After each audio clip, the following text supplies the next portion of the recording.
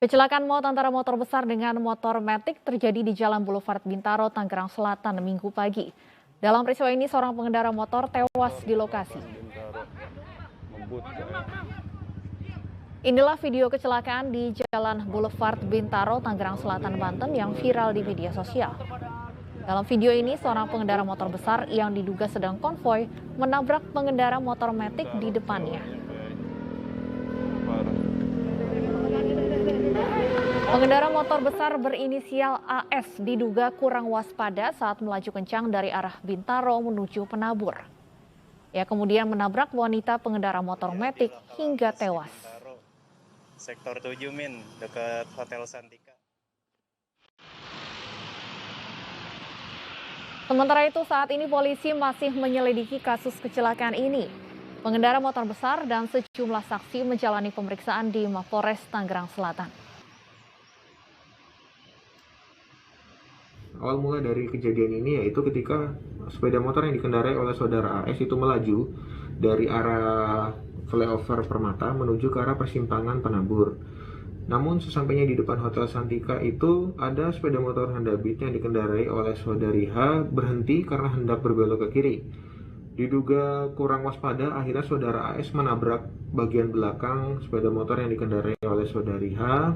Kita ke informasi lain, pemirsa, petugas bubarkan kerumunan pengunjung di sebuah kafe yang telah tutup di Palangkaraya, Kalimantan Tengah. Pengelola kafe juga mendapat teguran karena membiarkan pengunjung berlama-lama di tempat.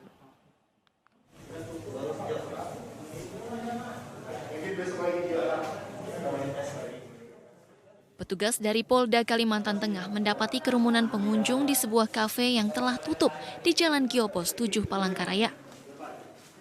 Karena melanggar PPKM level 4 yang tengah berlaku di Palangkaraya, petugas langsung membubarkan pengunjung yang didominasi oleh anak muda. Pengelola beralasan pihaknya hanya melayani teman yang dikenal dan tidak melayani tamu dari luar. Jadi rata-rata kita kayak melayani teman aja, sesama yang kenal-kenal aja. Jadi rata-rata kita nggak melayani orang luar, bagi yang orang kenal-kenal saja sebenarnya. Tapi itu aja sih intinya. Lampu tadi dimatikan. Nanti itu dimatikan sejak jam berapa gitu, dari sore memang kita matikan. Oh gitu. Jadi kita untuk yang orang-orang terdekat saja. Razia petugas berawal dari laporan masyarakat yang melihat banyaknya kendaraan yang terparkir di depan kafe yang telah tutup. Kita mendapat laporan dari masyarakat bahwa di tempat ini banyak sekali kendaraan yang parkir, tapi kondisi kafenya sudah tutup. Makanya kita lakukan pengecekan, ternyata benar bahwa di dalam masih ada anak-anak muda yang nongkrong, yang tidak menerapkan protokol kesehatan. Untuk itu kita himbau kepada mereka untuk lakukan prokes. Pengawasan terhadap tempat-tempat rawan kerumunan di Kota Palangkaraya gencar dilakukan petugas, mengingat angka kasus penyebaran COVID-19 di kota ini masih terbilang tinggi. Dari Palangkaraya, Kalimantan Tengah, Ade Sata, iNews melaporkan. Politikus PDI Perjuangan Effendi Simbolon menyalahkan Presiden Joko Widodo yang tidak terapkan lockdown sejak awal pandemi COVID-19. Namun Presiden mengklaim kasus COVID-19 di Indonesia bisa direm dengan penerapan PPKM darurat. Ibu ini dan putrinya positif corona.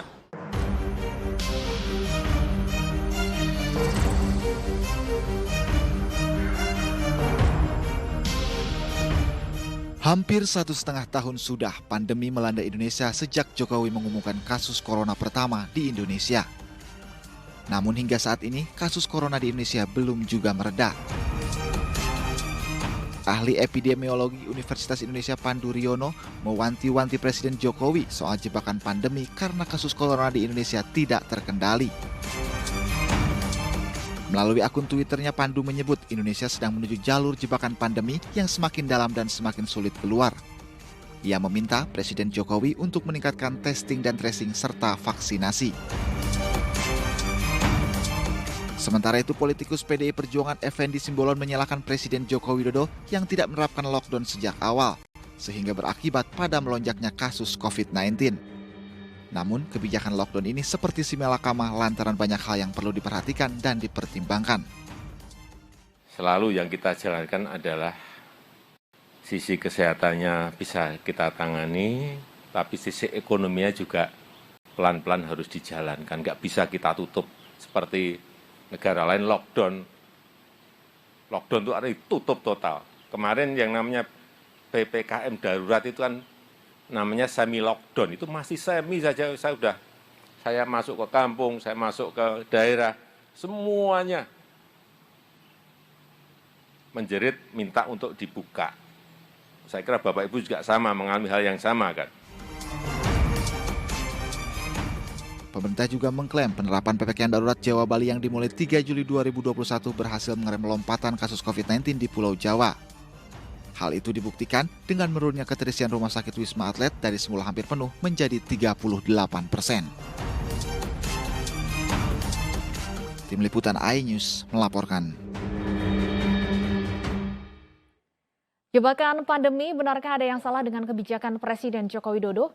Kami akan membahasnya bersama dua narasumber kami. Yang pertama ada Pak Pandu Riono, epidemiolog Universitas Indonesia, serta pengamat komunikasi politik Emrus Sihombing. Kami juga masih berupaya untuk menghubungi Ketua DPP P3 Ahmad Baidlowi, sementara politikus PDIP Effendi Simbolon berhalangan untuk bergabung bersama kami. Saya sapa terlebih dahulu, selamat sore Pak Pandu dan Bang Emrus. Selamat sore, Mbak Ani. Baik, saya ingin ke Pak Pandu terlebih dahulu. Ya, Pak Pandu, Anda menyebut Indonesia sedang menuju jalur jebakan pandemi yang semakin dalam. Sementara Presiden mengklaim bahwa PPKM darurat mampu mengerem laju pertambahan kasus COVID-19. Bagaimana Pak Pandu? Ya, saya setuju dengan pendapat Pak Jokowi bahwa dengan PPKM itu sebenarnya kan pembatasan aktivitas penduduk akan menurunkan kasus. Tetapi kan kita tidak mungkin melakukan pengetatan untuk selama-lamanya. Itu kan sifatnya temporer. Jadi nanti akan ada penurunan, tapi kalau tidak diikuti dengan upaya-upaya yang lebih serius untuk tetap menekan penularan, itu akan naik lagi. Inilah yang disebut jebakan pandemi. Pandemi seakan-akan terkendali ketika kasus turun. Sebenarnya itu hanya penurunan yang sifatnya sementara karena upaya untuk menekan penularannya belum berhasil. Salah satu adalah penduduk harus mau atau terlibat berpartisipasi dengan 3M. Kemudian testing lacak isolasinya harus diperkuat karena testing lacak isolasi itu suatu kesatuan kegiatan yang gunanya untuk memutus rantai penularan. Ketiga, kita melakukan cakupan vaksinasi yang secepat-cepatnya dan sebanyak-banyaknya. Dengan ketiga itu kita bergerak di hulu. Di hulu itu artinya apa? Menekan kasus penularan. Jangan bergerak di hilir. Kalau bergerak di hilir, artinya kita mempersiapkan rumah sakit, mempersiapkan oksigen, apapun yang dipersiapkan itu akan jebol ketika kita tidak serius menekan kasus penularan yang di awal tadi. Inilah yang kita sebut sebagai jebakan pandemi. Kita terlalu fokus di hilir, kita tidak fokus di kegiatan-kegiatan di hulu. Karena kegiatan di hulu kelihatannya mudah, padahal sulit. Kelihatannya murah, padahal butuh dana dan butuh lokasi. Tapi dananya dikalkulasikan untuk membeli obat, padahal obat itu tidak perlu dan tidak akan meningkat atau mengendalikan pandemi. Kita kan tujuannya mengendalikan pandemi. Itu yang harusnya dicapai oleh Presiden dan kawan-kawan dalam upaya supaya Indonesia itu bisa exit dari jebakan ini. Kalau tidak ya akan muter-muter di situ saja. Itu yang disebut jebakan yang tidak akan pernah bisa kita selesaikan dengan baik. 3 hal yang Anda sebutkan, 3M, tes lacak isolasi, dan vaksinasi. Bukankah ini sudah dilakukan Pak atau belum maksimal? Kelihatannya sudah dilakukan, tapi hanya dalam retorika. Kelihatannya saja. Iya. Misalnya testing, berapa jumlah testing yang sudah dilakukan? Terjadi penurunan dengan testing. Tracing, berapa banyak tracing yang sudah dilakukan? Diakui akhirnya bahwa tracingnya masih lemah. Ini yang menurut saya, dan vaksinasi apalagi. Vaksinasi kita punya target-target besar, tetapi kita tidak mewujudkan dalam bentuk operasional karena banyak hambatan. Stok vaksin terbatas, dan prioritasnya distribusinya tidak merata, sehingga kita lemah di hilir. Di hilir lemah, kasus meningkat terus. Kalau terjadi pengetatan, turun, betul turun. Tetapi kan kita ingin turun terus, jangan naik lagi. Kalau naik turun, ya itu namanya jebakan. Kita nggak pernah bisa menyelesaikan pandemi. Itu yang disebut kita mau nggak kita mengendalikan pandemi dengan sustain supaya kita bisa exit dari pandemi ini, dari trap ini, sehingga kita bisa memulihkan ekonomi dengan sustain juga. Kalau nggak nanti akan begitu ada kegiatan ekonomi meningkat, kasus naik lagi, ketatkan lagi, ekonomi mundur lagi. Dia nggak akan pernah selesai. Baik. Bang Emrus, alih-alih menerapkan lockdown, Presiden menggunakan berbagai terminologi mulai dari PSBB sampai PPKM dengan berbagai variannya. Analisa Anda dari sisi komunikasi yang dibangun ini seperti apa? Baik, saya mengatakan bahwa itulah menunjukkan manajemen komunikasi pemerintah atau manajemen komunikasi publik pemerintah belum terkelola dengan baik. Tetapi saya bisa memaklumi itu. Karena teman-teman yang menangani COVID-19, teman-teman menteri, juru bicara, menteri yang menangani komunikasi bukan komunikolog, bukan akademisi di bidangnya. Sehingga apa? Muncullah diksi-diksi yang satu dengan yang lain bisa dipersepsikan atau dimaknai publik berbeda-beda.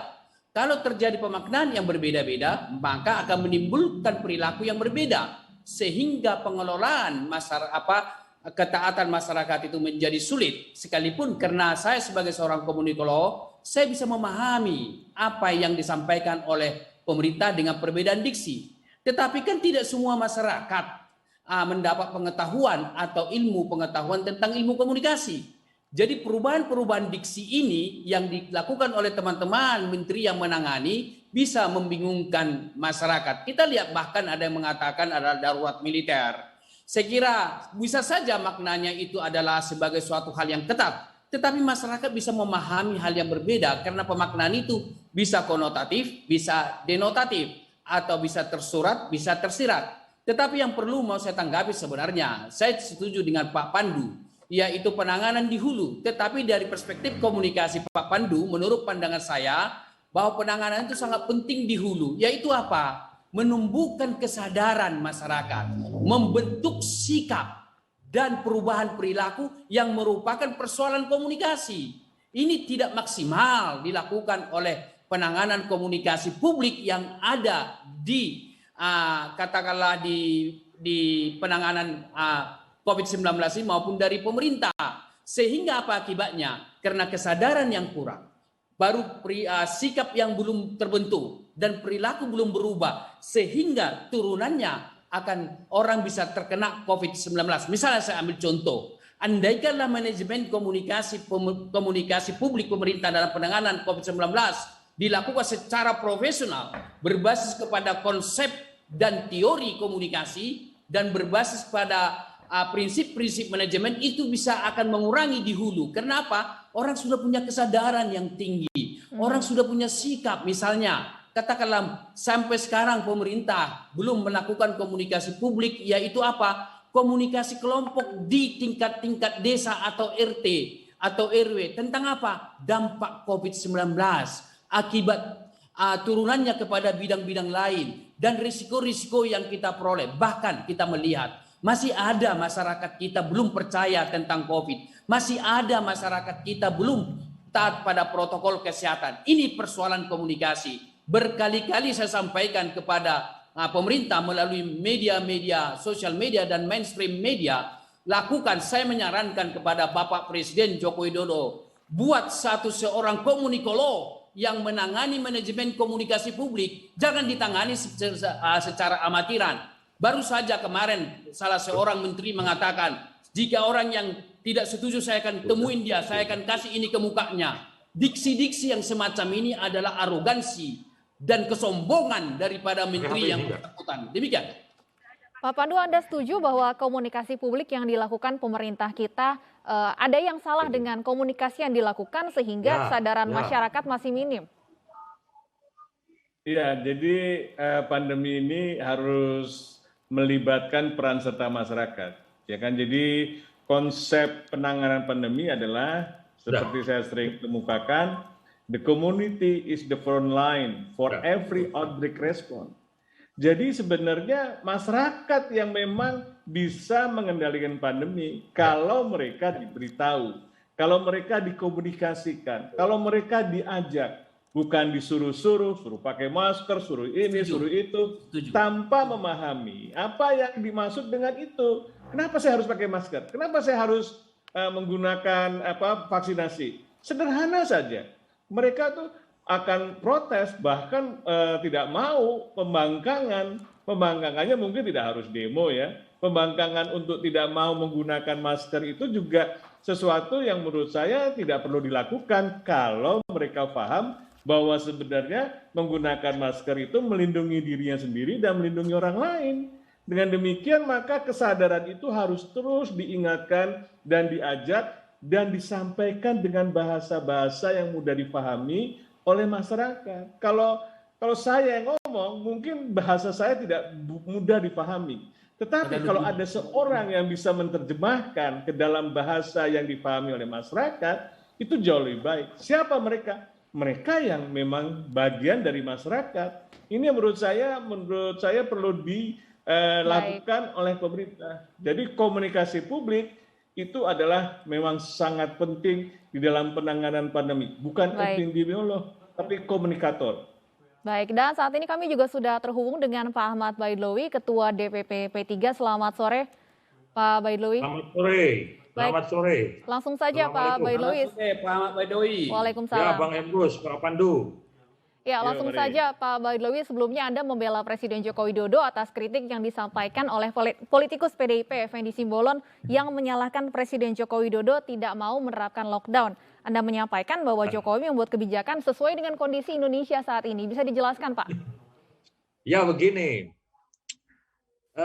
Pilihan paling ekstrim dan paling itu memang lockdown. Tetapi persoalannya, apakah Indonesia mampu melakukan lockdown, sementara Undang-Undang Karantina Kesehatan menyebutkan apabila dilakukan karantina wilayah, maka segala kebutuhan warga Indonesia itu ditanggung oleh pemerintah, termasuk kebutuhan makan pakan ternak pun disediakan oleh pemerintah, oleh negara. Mampu nggak segitu?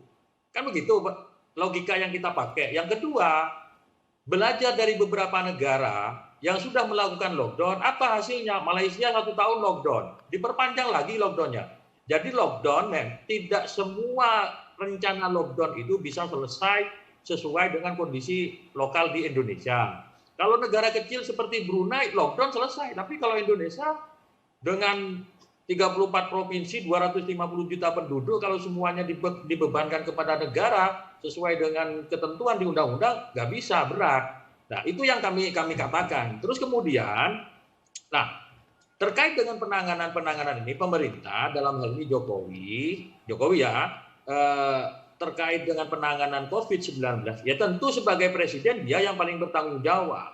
Anak TK pun akan ngomong, siapa yang paling bertanggung jawab di Indonesia? Ya presiden, dia sebagai kepala pemerintahan. Bukan seorang Pak Emrus, bukan seorang Pak Pandu, atau bukan seorang Ahmad Baidlawi. Ya pasti presiden, siapapun, ditanya ke siapapun orang Indonesia pasti jawabannya, siapa yang paling bertanggung jawab? Ya kepala pemerintahan.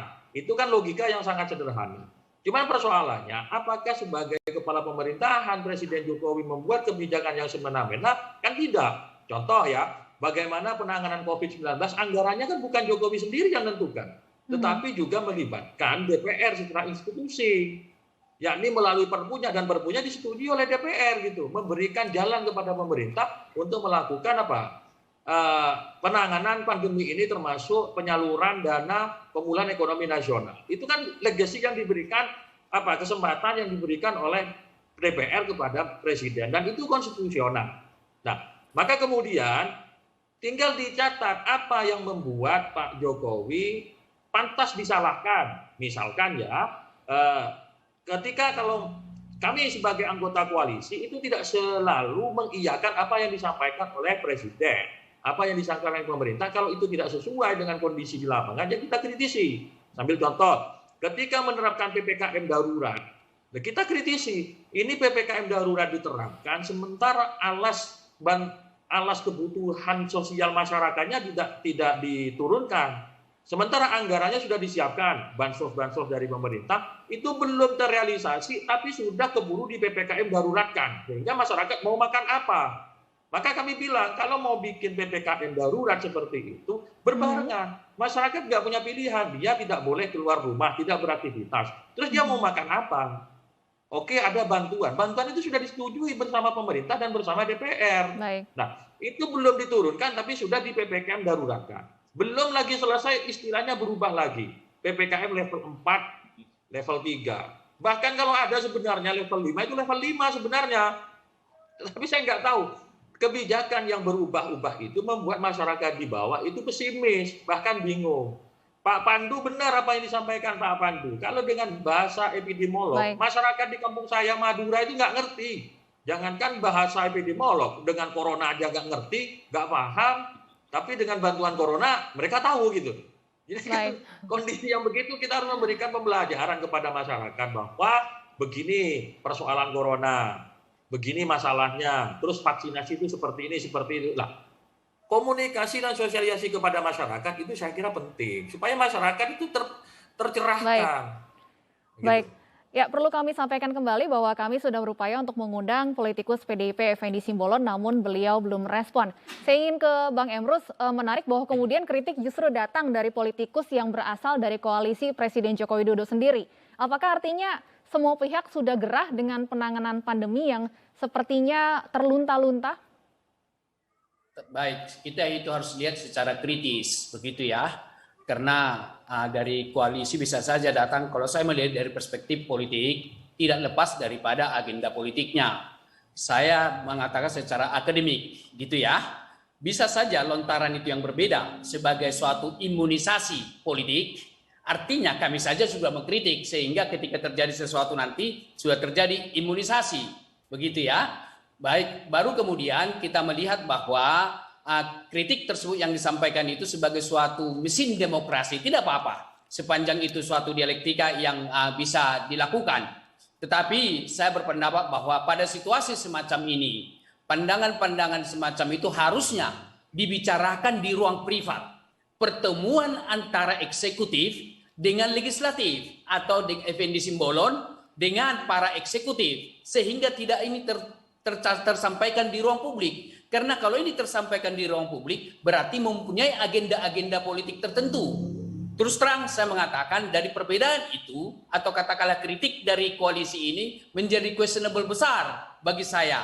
Ada apa yang akan terjadi ke depan atau memang itu sekedar imunisasi politik yang dilakukan tersebut. Tapi terlepas dari situ, kalau kita kembali kepada topik kita, hal yang sangat mendasar sebagaimana dikatakan oleh Pak Pandu dan Pak Baidowi, saya kira persoalan ini persoalan komunikasi. Artinya bahwa bagaimana suatu diksi-diksi itu yang membumi disampaikan. Saya mengambil S2 komunikasi pembangunan sebelum mengambil S3 yaitu di IPB.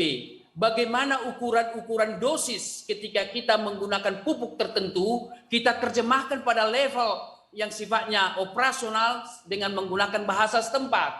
Nah ini yang tidak dilakukan oleh teman-teman penanganan COVID-19, termasuk pemerintah. Jadi pesan komunikasinya hanya sifatnya pada level yang sifatnya makro. Padahal untuk perubahan perilaku harus bersumber pada kearifan lokal setempat. Misalnya, saya kritisasi salah satu bentuknya adalah menggunakan para influencer, selegram.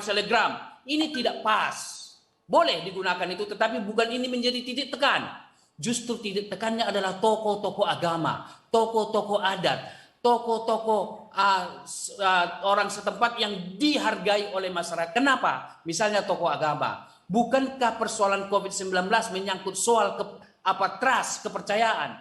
Kalau itu disampaikan oleh tokoh-tokoh agama di rumah-rumah ibadah dan kemudian disampaikan di sosial media, jauh lebih efektif dibanding dengan para selegram yang digunakan oleh pemerintah itu. Kenapa? Alasan pemerintah mengatakan, oh followernya sudah banyak. Tidak, dia follower di bidang konteks itu. Jadi banyak hal yang harus saya kritisasi. Intinya yang mau saya sampaikan, Bu Stefani adalah saya menyarankan kalau boleh melalui Pak Baidowi ya, mohon maaf abangku, sampaikan ke Bapak Presiden. Sudah saatnya ada komunikolog mengelola manajemen komunikasi publik pemerintah, tapi langsung di bawah Presiden. Jangan di bawah menteri. Kalau di bawah menteri, menteri itu jabatan politis. Dia punya kepentingan politik. Sedikit saja saya tambahkan. Kalau ada menteri mengatakan ini jangan dipolitisasi, saya meragukan itu. Kenapa? Karena dia juga kader dari partai. Demikian. Baik, Pak Pandu, langsung saja apa yang harus dilakukan pemerintah dalam hal sosialisasi kepada masyarakat untuk memperbaiki yang tadi kita bahas bahwa komunikasi publiknya selama ini masih bermasalah. Singkat saja Pak Pandu. Ya, jadi pandemi ini bisa panjang sekali. Jadi kalau kita mau menyelesaikan pandemi ini jauh lebih cepat, itu akan jauh lebih baik. Masa nanti pandemi ini ketika tahun 2024 ketika Pak Jokowi menyelesaikan masa presidennya, pandeminya belum selesai. Kalau begitu beliau meninggalkan hutang yang sulit dibayar. Jadi kita harus berusaha exit secepat-cepatnya dengan mengajak seluruh lapisan masyarakat untuk memahami bagaimana kita bisa berkontribusi untuk menangani pandemi. Setiap orang bisa kontribusi sederhana tadi dengan memakai masker, mau divaksinasi, itu sudah kontribusi yang luar biasa. Itu yang menurut saya kita harus menggalang lagi partisipasi masyarakat bahwa ini adalah masalah bersama. Baik, Pak Baidlawi, silakan tanggapan Anda atas apa yang disampaikan Bang Emrus dan Pak Pandu. Intinya salah satunya bahwa komunikasi publik kita dari pemerintah selama ini masih bermasalah, masih belum menyeluruh kepada seluruh lapisan masyarakat. Ya, itu benar. Saya ini orang lapangan. Tiap beberapa waktu harus bertemu dengan masyarakat di daerah pemilihan. Gak usah jauh-jauh misalkan. Ada bahasa, jangan menggunakan vaksin, jangan ikut vaksin, karena setelah divaksin mati gitu. Itu kan itu nggak benar sama sekali, tetapi faktanya memang orang banyak, ada sebagian yang sudah divaksin meninggal. Tapi kan orang tidak tahu apakah dia meninggalnya karena vaksin atau dia punya penyakit bawaan yang tidak terdeteksi. Itu kan harus disampaikan kepada publik. Terus terang saja, kami sebagai anggota koalisi dari pemerintahan Pak Jokowi, posisi kami koalisi yang kritis. Artinya terhadap kebijakan-kebijakan yang tidak sesuai dengan pro rakyat, tentu kita kritisi. Karena teman yang baik itu, teman yang selalu mengingatkan apabila ada kawan kita yang salah. Bukan kawan yang salah terus kita legalisasi terus-menerus kesalahan. Tidak seperti itu.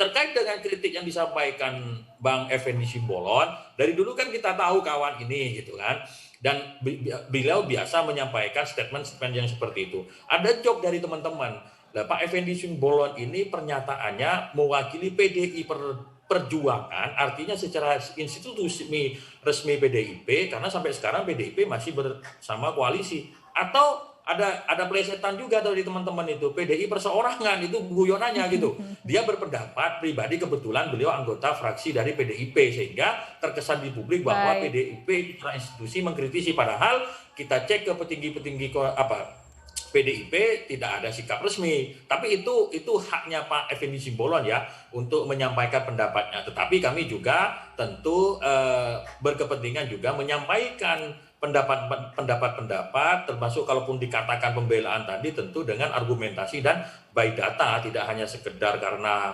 kami beda dengan pemerintah, tidak seperti itu, tetapi harus juga by data, termasuk juga input di lapangan juga kami sampaikan. Termasuk dari Pak Emrus ini tadi ada aspirasi kalau bisa ada tim komunikator yang langsung di bawah Pak Jokowi. Ya memang yang kita lihat selama ini ada kelemahan di situ. Coba Bang Emrus itu yang dipercaya ataupun diminta pendapatnya, insya Allah jaspreng soal komunikasi publiknya itu. Baik, terima kasih Pak Baidlawi, Pak Pandu, dan Pak Emrus sudah bergabung bersama kami di Ini Sore. Selamat sore Bapak-Bapak.